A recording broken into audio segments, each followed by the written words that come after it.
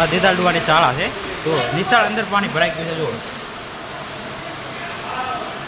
ફૂલે ફૂલ. જો આ છોકરાના દફતર છે. અડધા પાલડી પણ ગયા. સામે સ્ટોર રૂમમાં પણ ભરાઈ ગયું છે પાણી. શિક્ષકો જાતે મથી રહ્યા છે. હા જો આ દફતર પણ પલળી ગયા છે શાળાના. પૂરવાળું ભરાઈ ગયું. આ ભોજન મધ્યાહનમાં ભરાઈ ગયું છે પાણીથી. પાણી અત્યાર સુધી ભરાઈ ગયું છે અને બાળકો બધા શાળાની અંદર છે. 350 બાળકો છે અને આ પરિસ્થિતિ છે. રૂમની અંદર પણ પાણી બેસી ગયું, આપ જોઈ શકો છો.